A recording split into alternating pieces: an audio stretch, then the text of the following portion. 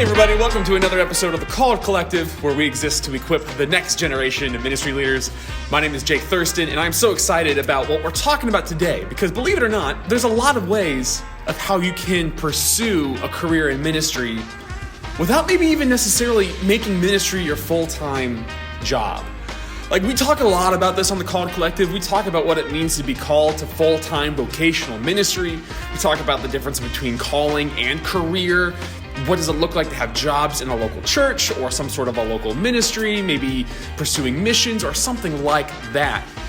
But here's the thing, you can feel called to ministry and not work in a church full-time. In fact, there is a lot of other ways of how you can both pursue ministry, reaching people, maybe through, yes, working for a church or a nonprofit or something like that, but there's also so many other ways of how you can reach people without working in a church. Today we're talking about Bi-Vocational Ministry. What does that mean?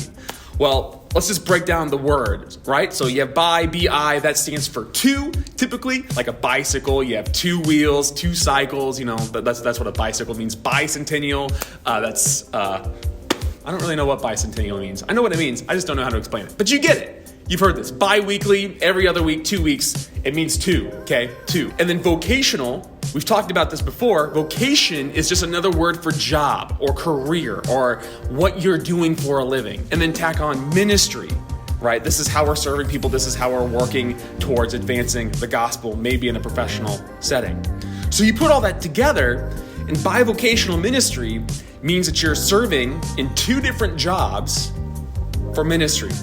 Or maybe half-time you're working in a church or a nonprofit, and the other half you're immersed in the community, you're working for a business, maybe that's a coffee shop, maybe that's a writing gig, maybe that's some sort of other business in the food service, you name it. And arguably, sometimes bivocational ministry is the better way to go about your calling to ministry.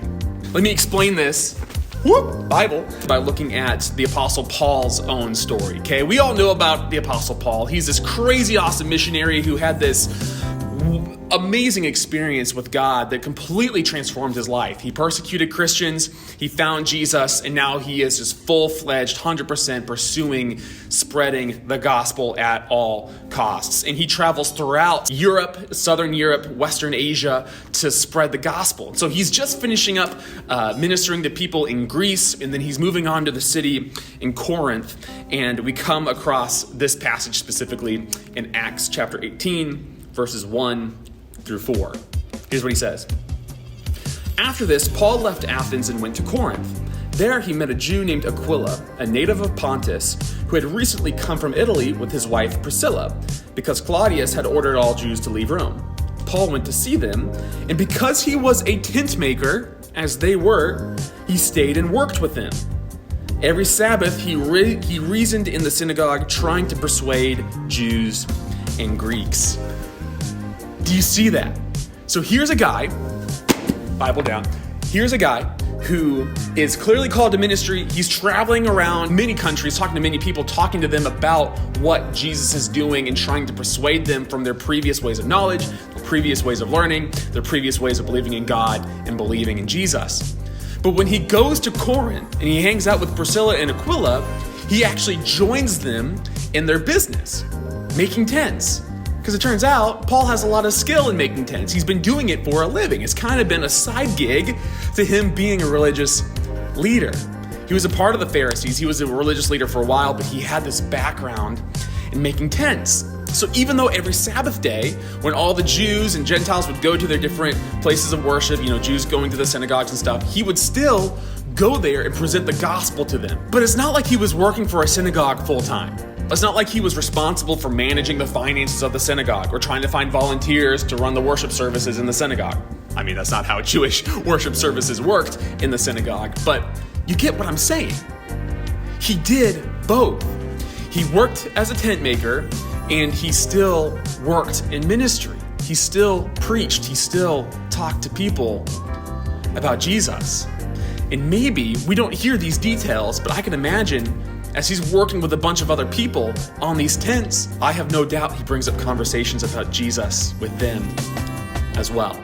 There was a day and age, and it's still pretty common today, where if you want to pursue ministry, whether that's pastoral ministry, missions, whatever, you name it, that you go into a church and you work full time, and that is that's just your gig. That's just your job. But days are changing. And we're actually seeing more and more pastors take these bivocational routes where they spend half their time really working in the church. Maybe they preach on Sunday and they're prepping for that, but then they also, maybe out of necessity because they need the extra finances, they work on these other jobs, not just to make money, but it's still a chance for them to be immersed in their local community. Having worked in the church myself and having this background in ministry, it is very, very easy that when you're working full time for ministry and you're constantly working with the staff and you're constantly talking to volunteers and all this other stuff, the conversations you always have are with people who are of your church. And you have to work extra hard at befriending people who don't know Jesus. There was a season in my life when I worked part-time for that church. I worked for a church in South Dakota, but then I also spent my other, 15 hours a week, 20 hours a week working at a coffee shop. And it was so fun. If you have the pastor and barista combination, it makes you a pastorista. Get it? It's really great. Because of that, I was able to hone in and do all of my local church ministry, but some of the best conversations I had about faith that even resulted in inviting some people to church who weren't so sure about the whole God thing came from that local coffee shop. And those were so fulfilling and sometimes made me feel even more like a pastor because of the conversations that we would have than even with people that I was working in the church with.